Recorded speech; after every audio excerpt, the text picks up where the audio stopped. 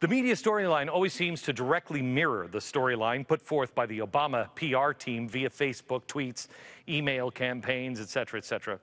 And I want to show you what the media has focused on when it comes to Mitt Romney. What have they covered on Mitt Romney? What do you really know about Mitt Romney from the media?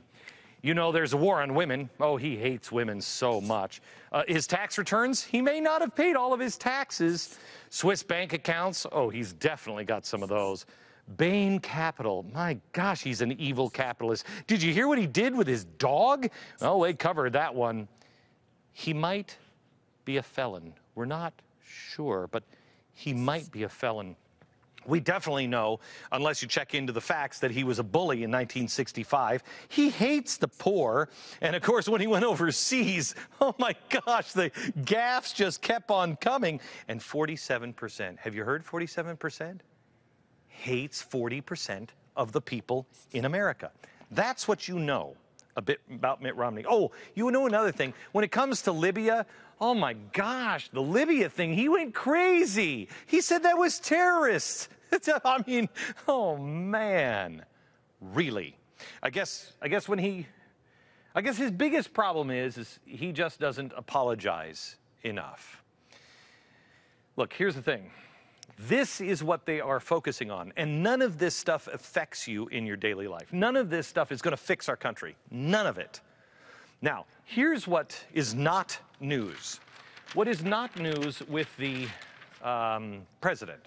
It's not news when the guy who just a few weeks ago said, quote, "One of the proudest things of my 3 years in office is helping to restore a sense of respect for America all around the world." Okay, is that working out, really? I mean, he stands by and he does nothing as the world is literally being set on fire all the way around the globe. They are burning him in effigy and chanting death to America all over the globe, and no one bothers to question America's current status in the world. Where are the stories on his failures? His failure to read the Arab Spring. This is unbelievable. I've never seen anybody get it. Jimmy Carter wasn't this wrong. How about where is the story on 107% increase of the price of your gas at the gas pump? 8.1% unemployment. Record number of Americans on food stamps. Let me ask you a question. 47% are currently taking money. It's actually 49%. Romney got that wrong. Are taking money from the government right now and not paying taxes. Can I ask you a question? Shouldn't we all be behind people paying taxes? And I don't mean, hey, let's go gouge the poor. What I mean is, let's lift these people up so they can afford to pay taxes. Do you think they really want, the majority of people really want food stamps or welfare or housing or anything else from the government? You think they really want that over a good job? My gosh. Where's anybody on the credit downgrade that happened again last week? Our credit now has been downgraded 2 times. I remember 4 years ago. In fact, Jeff is our cameraman. He worked with me over at CNN for... I'm sorry for that, Jeff. I'm really sorry. But Jeff is one of my cameramen that worked with us over at CNN. And I was talking about this at CNN, and everybody said it was crazy when I said they will downgrade the United States of America. And there's not a word about it happening a second time. It's almost as if this president is, and I know this sounds crazy, controlling the media again. Watch. Very rarely did we communicate through the press anything that we didn't absolutely control. There it is. Very rarely did we communicate anything that we didn't absolutely control. What is it going to take? Just today, we have more anti-American protests in Pakistan. 5,000 violent protesters attacking the U.S. Embassy.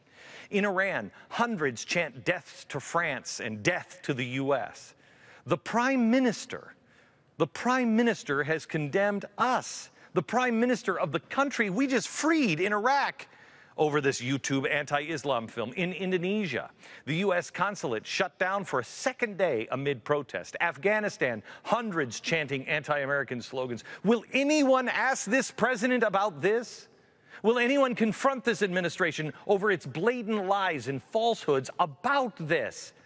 There are plenty of them to choose from. Let's start with Libya, shall we? First, the president said this is a YouTube video. Then it was an investigation. We can't talk about it because we're not sure what caused it. Doesn't that sound like what he accused Mitt Romney of shooting and then aiming? It's the video. Wait, no, it's not. We're going to investigate. That's what he blamed Mitt Romney doing.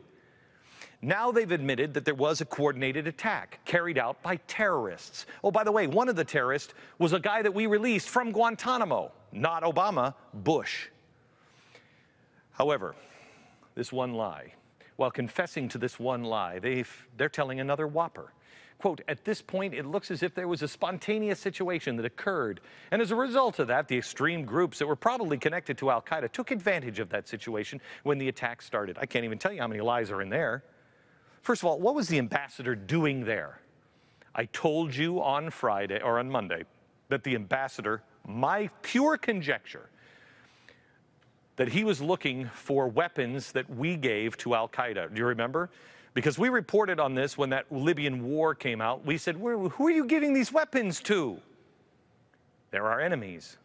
I contend he's the guy who did it for the Obama administration, and he was trying to get him back because, God forbid, anybody's killed with an American weapon that we gave to al-Qaeda. I told you on Monday that those SEALs were probably CIA, and everybody said that was wrong. Boy, it's not hard for me to be right quickly now. It used to take years. Now it's happening quickly. It's all common sense. Today, the administration has admitted that those SEALs were indeed not with the ambassador's security detail. Well, anybody who knows anything about security knows that when the White House told you what happened, you could tell that's not what happened. They would only give a vague description of what these two guys were doing over there, but we found the stories from ABC from weeks ago when one of them said he was over looking for weapons that we had given, looking for stolen weapons. Now CNN has reported that the ambassador thought he was being targeted. Witnesses have said there are no protests at all, just a coordinated attack. And even if there was a protest, there was no advanced warning? Really? How come the ambassador said that he felt and he knew he was being targeted? And why was there no protective detail with the ambassador? It doesn't make any sense. I contend again, CIA agents. It had nothing to do with the film. This is the opposite of what your president told you. By the way, there are things that we have to keep secret. There are things that we don't tell you about the CIA. That's fine. You're not going to tell me about the CIA? Fine. You just don't lie to me. You don't ever lie to me. You don't use it as political game. You say, we're looking into it, we'll try to find out the answers. That's what you say. He lied to you. And then he used that when Mitt Romney came out and said, wait a minute, this was terrorism. This is what the president told you. You know, Governor Romney seems to have a tendency to shoot first, name later. And as president, one of the things I've learned is you can't do that. You know, it's important for you to make sure that the statements that you make are backed up by the facts and that you've thought through the ramifications before you make them. Oh my gosh, can the president listen to himself? The president was not only wrong, he was lying. And the question that still remains is, what was the ambassador doing there? Weapons that we gave to the bad guys. The president doesn't shoot first and aim later, he just tells you lies. I don't want to say those things. I know nobody in America wants to hear those things, but it is clear. And if we are talking about things this big and he is lying to you, there is no trust, there is no hope, there is no real change. Are we really to believe that a heavily armed crew of al-Qaeda just sitting around the embassy waiting all day for somebody to protest? Please. Here is the only truth that has been reported on this so far. What's clear, Charlie, is that the public won't get a detailed account of what happened until after the presidential election. Until after the presidential election. I will have more latitude after my election. I will transmit to Vladimir. Look out, gang. I hope you love surprises. Oh, I hope it's just as fun, that surprise, as when Nancy Pelosi told us to pass health care so we could find out what's in it. What's inside? We have an update on that.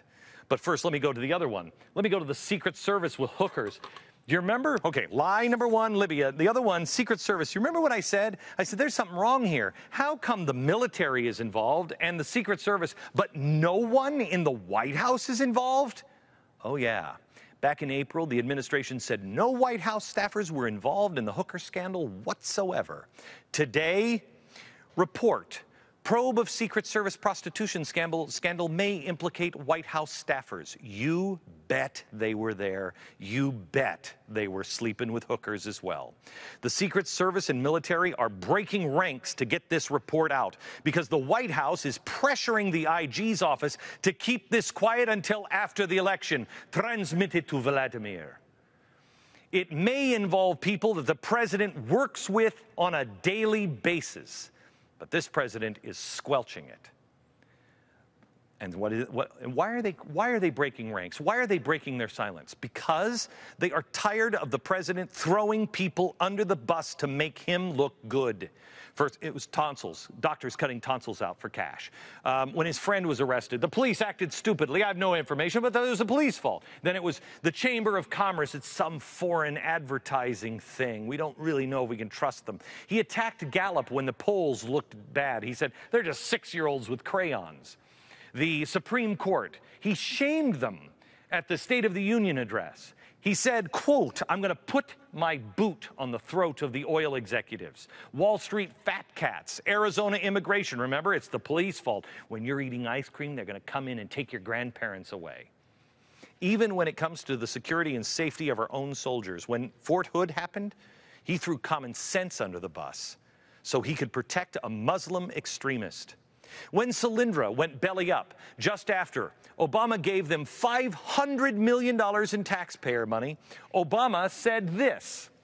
Obviously, we wish Solyndra hadn't gone bankrupt. Part of the reason they did was because the Chinese were subsidizing their solar industry and flooding the market in ways that Solyndra couldn't compete. But understand, this was not our program per se.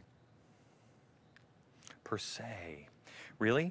It was part of the 2009 stimulus package, and he bragged about it in the 2010 State of the Union speech. Watch again. See the results of last year's investments in clean energy. In the North Carolina company that will create 1,200 jobs nationwide helping to make advanced batteries. Or in the California business that will put 1,000 people to work making solar panels. Mm-hmm. Really? Currently, there are 0 people working there, per se. Keystone. When the popular Keystone oil pipeline fell through, first Obama blamed it on the Republicans. He said, they want me to make a decision, a hasty decision, too fast. I need time to study it first. But see, what they didn't tell you, what the media never covered, is that it had been studied for 3 years and had been okayed by the EPA. Then, after he stopped the construction and started getting dicey, he had the nerve to take credit for the lower half of the pipeline that didn't even require presidential approval. They didn't need him to build that. They were building it anyway. And he said, well, I've approved that now. Well, good. But can I ask you, Mr. President, what good is it to build a half of a pipeline? It's not connected to anything. Why would you brag about building half of a pipeline? Ugh. How about the auto bailout for GM? Remember, with GM, the lie is that he saved the auto industry, saving over 1 million jobs. First of all, and I know this because I remember, because I hated George W. Bush for doing it, it wasn't Obama that bailed him out. It was George W. Bush. And just like I said when George W. Bush was doing it, it won't work. It hasn't. GM isn't saved. The stocks have plummeted 28% since 2010. The executives there now are begging to get out of this government grasp. But Obama says, oh, no, no, no, no. But then another lie on top of it. All summer long, he's been saying, you know what, we saved GM and they're #1. Well, that was right for about 45 days. They did jump back to #1. But why? Was it because of Obama or the bailout or anything like that? No, very short period of time. What else happened? Oh, I remember. Japan was wiped out by a tsunami. They closed all of their plants because of the tsunami. They couldn't build anything. That's why GM rocketed to the top. As soon as they opened those doors of those plants again, GM plummeted. My gosh, when will the lies stop? How about Fast and Furious? Obama denied any knowledge of guns. Guns walking? What? I don't know anything about it. But then he used executive privilege to keep them from being seen by the public and the media. Now, executive privilege can only be used if the president was directly involved in the correspondence. So that leaves you with 2 lies. Choice. Either Obama and his most senior advisors were involved in the managing of this operation, Fast and Furious, and the fallout from it, or two, Obama is using executive privilege and lying about it because he doesn't have the authority to use it unless he was involved. Which is it, Mr. President? Obamacare. This one is only going to get much, much worse. The administration sold this to America based on this statement. Add it all up, and the plan I'm proposing will cost around $900 billion over 10 years. $900 billion over 10 years. Nancy Pelosi promised us if we package it and take it, we'd get a nice present inside. Well, here's your present, America, a big fat invoice. It will now cost $2.6 trillion. That's 3 times bigger, more than 3 times bigger than the original estimate. It's the gift that keeps on giving every time it gets more out of control. But that's not all. Yesterday, we found out that the CBO says 6 million, mainly middle-class families, will pay more in Obamacare taxes. 2 million people more than previously thought. Surprise!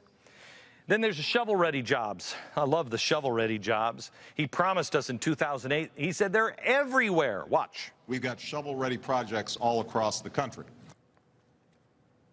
Do we now? He got the stimulus he asked for, and America got stuck with the bill and nothing else. Okay, fine. I mean, some turtles got some extra bridges to cross in Florida. That's something, I guess. Finally, the president said, okay, they weren't really shovel-ready projects. We were wrong. How about the debt and the deficit?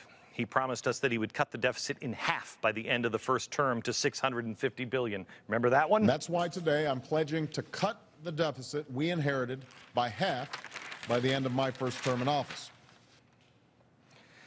He promised that he would get a scalpel in there and he'd precisely get around those programs. The current record deficit is $1.3 trillion.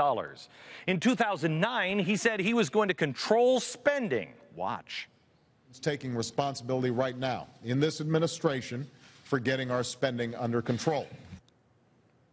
Under control. He has accumulated more debt than all of the other presidents. $5.4 trillion. That's more than any other president or collection of presidents in the nation's history. $5.4 trillion in 4 years. That's 1/3 of all of our deficit. 236 years, and him, 1/3. Perhaps this is happening because he doesn't even know how to look at a debt counter. Watch this from Letterman. Do you remember what that number was? Well, was it 10 trillion? Was it that? I don't remember what the number was precisely. Right. But we don't have to worry about it I'll help you short-term. out. Really? We don't? I'll have to help him out. It wasn't $10 trillion. Here it is, $16 trillion. He's responsible from 10 to 16. But we won't want to cover that one. How about he can't help the gas price? In 2008, he was all over television, and the media was there blaming Bush for gas prices. But gas now is 107% more than it was when he got into office. Nearly $4 a gallon, and he says this. You know that we can't just drill our way to lower gas prices. There are no quick fixes or silver bullets. If somebody tells you there are, they're not telling you the truth. Well, he would know about people not telling you the truth. There is not enough time, airtime on this entire network to list all of the things the media should be pressing Obama on. It is clearly an agenda.